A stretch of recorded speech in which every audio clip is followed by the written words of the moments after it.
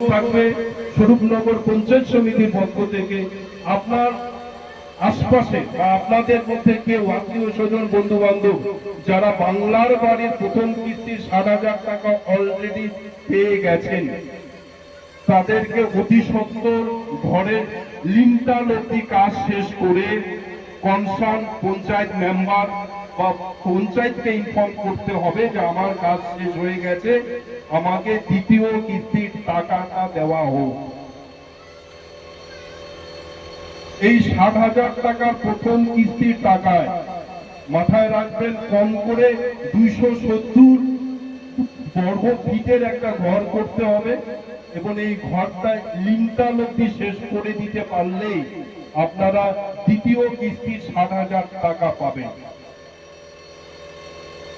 এইটা আমি আপনাদেরকে, এতগুলো লোক একসাথে আছেন এই জন্যই বলছি, আপনারা দেখবেন আপনার আত্মীয় স্বজন বন্ধু বান্ধব আশপাশে কেউ না কেউ বাংলার বাড়ির টাকা হয়তো বা পেয়ে গেছে, ওদেরকে বলবেন যে ভাই স্যার এসেছিল, আপনার কাজটা এই অবধি করলে আপনি দ্বিতীয় কিস্তির পয়সা পাবেন।